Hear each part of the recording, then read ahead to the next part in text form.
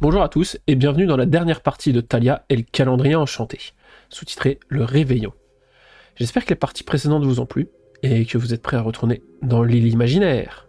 La nuit menant au 24 décembre ne fut pas de tout repos. Iggy et Thalia passèrent plus de temps à anticiper la soirée qu'à dormir, un mélange d'impatience et de peur. Ils se réveillèrent plusieurs fois durant la nuit. Iggy alla dehors voir la lune. Thalia, elle, essaya de lire, mais elle n'en avait pas vraiment envie. Puis elle essaya de jouer, mais pareil, elle ne voulait pas. Elle s'est dit qu'il fallait essayer de faire un dessin. Généralement, ça la canalise et la détend. Mais elle ne savait pas quoi dessiner. Elle décida d'écrire quelques paroles. Si elle n'a pas de formule magique pour le soir, tant pis, il ne reste plus qu'à inventer la sienne. Cela lui prit un peu de temps. Elle n'était pas habituée. À la suite de l'écriture, elle réussit à faire un petit dessin. Une fois toutes ses activités faites, elle tenta de se rendormir. Et elle réussit avec succès. Au petit matin, comme à son habitude, Gédéon se leva pour faire le petit déjeuner. Cette fois, il fit des œufs brouillés, avec une sauce à base de fromage et de piment pour faire plaisir à Thalia. Il prépara des petites galettes de pain pour qu'ils puissent mettre ce qu'ils veulent manger à l'intérieur, comme un sandwich à l'œuf. Isolde, le pas lourd, les cheveux dans le visage, le rejoignit. Elle marchait au radar, ses yeux étaient à peine ouverts. « Bonjour, ça sent fort ce que t'as fait.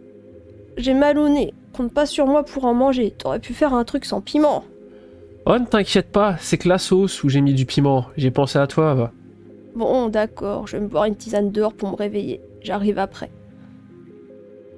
Isolde sortit de la cuisine, mais la marche sans vraiment ouvrir les yeux comportait quelques risques. Elle trébucha sur la queue d'Iggy, qui s'était endormi dehors. « Mercredi, qui a laissé traîner la queue d'Iggy. Mais tu dors dehors, toi ?» J'aime regarder la lune quand j'arrive pas à dormir. Je suis trop pressé d'être à ce soir. D'accord, désolé d'avoir râlé et j'ai du mal à me réveiller. La queue qui traîne devant la porte a failli me faire tomber. Thalia arriva en même temps dans la cuisine et rigola. Ah, ça sent bon le piment.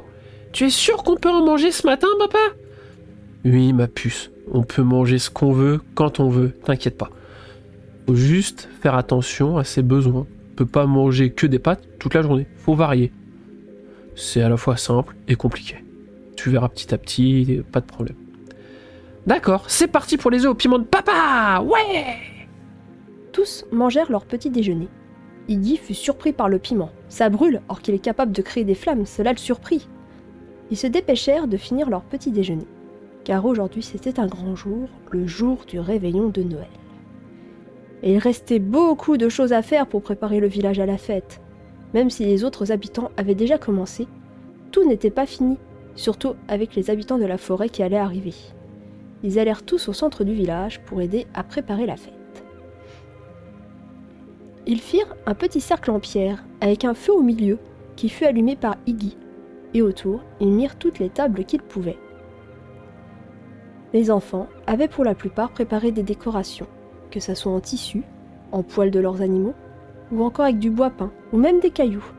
Ils aimaient beaucoup peindre sur des cailloux, c'était à la fois naturel et très créatif. Ils en posèrent sur les tables, il y avait même quelques guirlandes entre les maisons. Il y avait plein de torches déjà allumées, car la nuit arrive vite le 24 décembre. Thalia alla chercher Célestia pour faire quelques préparations ensemble. Thalia lui fit un gros câlin avant de commencer à parler. « Coucou, dis, on continue ensemble, c'est plus rigolo. » « Oh oui, tu as raison. » Thalia vit du coin de l'œil derrière Célestia. Quelqu'un qui rigolait. Elle le reconnut, c'était Kai. « Ah, Kai, te voilà. Bienvenue. Ça, c'est Célestia, ma meilleure amie. Et tu as déjà fait des bêtises, toi. Ça se voit. » Mais non. Bon, d'accord. J'ai détaché des guirlandes, là. Je vais les remettre, si tu veux. Bonjour, Célestia. T'as un joli prénom. Bonjour Kai, je vais t'aider à remettre les guirlandes. À deux, ça ira plus vite. Merci. On va bien s'amuser tous les deux. Ah, je vois que mes stress C4 arrivent. Je vais la voir, je vous rejoins après, hein. Pas de bêtises, hein. Kai avait toujours un petit sourire en coin. Il était trop espiègle. On ne savait pas s'il allait faire une bêtise ou s'il était content. Bonjour maîtresse, je suis ravi que vous soyez présente. Merci. Je vais vous présenter le doyen, Mais s'il n'est pas toujours gentil, je l'aime bien. Hécat avait toujours une capuche sur la tête. En se rapprochant du doyen, cette capuche tomba. On put voir ses cheveux, mais surtout ses oreilles. Elle avait des oreilles de chat. Bonjour, doyen. Voici la maîtresse du désert, Hécat, qui va tout m'apprendre sur les combats à l'épée. Je suis impatiente.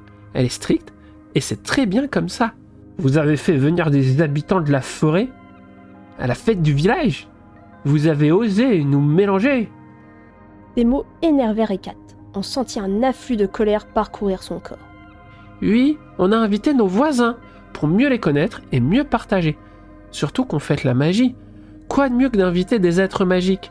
En plus, ils m'ont tous aidé. Je leur suis reconnaissante. Ces mots commencèrent à apaiser Hécat. Elle eut peur d'un piège, mais la sincérité de Thalia la toucha profondément. La prochaine fois, prévenez-nous, que l'on puisse se protéger. Puis en plus, si on n'a pas envie de les voir, hein. Vous n'aurez qu'à pas leur parler, mais ça serait un peu bête de votre part. À votre âge, on est censé être sage et aimer apprendre de nouvelles choses. Quoi de mieux que de nouvelles personnes pour apprendre encore plus? Je comprends, mais je suis le doyen. Tu dois m'écouter. Et puis voilà, c'est tout, c'est comme ça. Laisse tomber, Thalia. Il n'en vaut pas la peine. Tu peux me présenter quelqu'un d'autre? Car je risquerais de blesser quelqu'un d'aussi méchant que cet homme, sans faire exprès. Oui, allons voir les parents de Célestia. Ils trouvèrent rapidement les parents de Célestia. Thalia était ravie, ça se passait beaucoup mieux. Elle vit de plus en plus de gens de la forêt. Du coin de l'œil, elle vit un soleil, tandis que de l'autre, des fils de soie gris. Cela devait être d'un côté Sakura et de l'autre Tyrande. Elle alla leur faire un câlin pour les remercier de leur venue. Près de ses parents, elle vit Ondine et Procne. Il y avait aussi Iggy qui parlait avec eux. Elle était très heureuse, même si le doyen lui fit mal au cœur. Elle pensait que c'était une bonne personne, mais n'était pas prête au changement. Par moments, les gens qu'on aime, ils sont pas aussi bien qu'on pense. Iggy, qui l'entendit marmonner. Peut-être qu'il va changer petit à petit. Il n'est pas méchant, juste ignorant et apeuré. Ah, regarde, on dirait un arbre qui se déplace. Ça doit être Sylvanael. Ils virent des arbres bouger. Encore une fois, la forme était très différente. On pouvait voir 3 têtes, une au milieu et une de chaque côté. Il y avait plusieurs paires de bras et plusieurs paires de jambes, entremêlées les unes dans les autres. C'était dur de discerner les formes, et encore une fois très captivant. Il y avait plusieurs têtes comme si au moins 3 dryades avaient fusionné. Il y avait trop de monde, Thalia ne savait plus où mettre la tête. Cependant l'ambiance était bonne, tout le monde mangeait, parlait et riait. Du moins presque tout le monde. Il y avait quelques personnes qui semblaient grincheuses dans un coin, et personne n'allait les voir. C'est à eux de se bouger et de sourire. Ils ont qu'à arrêter de faire la tête, pis c'est tout. Thalia avait missionné Iggy, Kai, Célestia et Sakura pour aider à faire les présentations et parler un peu. Célestia força sa nature introvertie pour aider son ami et le village. Parler à des gens ne fera pas de mal pendant une soirée. Thalia se décida à prendre la parole. Elle demanda à son père de la prendre sur ses épaules pour que tout le monde puisse la voir et l'entendre. Merci à tous d'être là. C'est important pour moi. Pour Iggy aussi. Ce mois de décembre n'était pas de tout repos. Il nous est arrivé plein de choses. Vous comptez tous sur nous. C'est important que tout le monde se sente bien. Personne n'est mauvais ici. Merci. Merci beaucoup à vous tous. Je n'arrivais pas à dormir cette nuit, alors j'ai décidé d'écrire quelque chose que je souhaite essayer de vous chanter. Sous le brûlant manteau, la neige virevolte, les cloches résonnent, une fête qui s'exhale, Noël est là, et les amis rassemblés. Un moment si doux, où les cœurs s'enlacent, ding ding dong, écho de joie et chant d'amitié. Dans la nuit étoilée, une voix s'élève, hey, chantant l'amour dans la douceur de l'hiver. Ding ding dong, ding ding dong, ding ding ding ding dong. Personne n'était prêt pour ce discours, et encore moins pour ce petit chant qui finit par émouvoir tout le monde. Même Hécat esquissa un sourire pour dire « Chez certaines personnes, les larmes commencèrent à couler. » Au fur et à mesure que la joie et l'émotion des gens sortaient, un étrange phénomène se produisit au-dessus du village. Comme si on pouvait voir directement les étoiles dans le ciel. Comme si on pouvait voir un portail menant à un autre monde. On y voyait plein de choses. Tout le monde était subjugué, ne comprenait pas. Il y avait certes des humains, mais pas habillés pareil. Il y avait des maisons, mais bien plus grandes et toutes en pierre. Il n'y avait pas de chemin entre les maisons, mais de la pierre, ça devait faire mal aux pieds. On voyait précisément quelques enfants dans leur lit qui dormaient et semblaient impatients. Certains parlaient en dormant. « Vivement demain que j'ai les cadeaux du Père Noël. J'espère qu'il va m'offrir tout ce que je lui ai commandé. » D'autres enfants semblaient voir Thalia et ses amis et leur faisaient coucou. « Ouah, je ne savais pas que les dragons et les elfes existaient pour de vrai. Oh, c'est très beau, un village plein de féeries. J'aimerais trop y habiter. » Thalia tendit sa main et sentit qu'elle pourrait changer sa place avec la petite fille qu'elle voyait. Ouah, c'est ça le portail magique? C'est ça le monde d'où l'on vient? C'est magique, c'est tout pareil et tout différent. C'est impressionnant. Je me demande si eux aussi ont des dragons. Je n'en vois pas. Tous les villageois étaient impressionnés de voir tant de choses semblables et différentes. Cela les faisait tous rêver. Tous se demandaient ce qu'ils voyaient, s'ils pouvaient y aller. Si oui, comment? Bonjour, moi c'est Thalia. Et vous, comment vous vous appelez?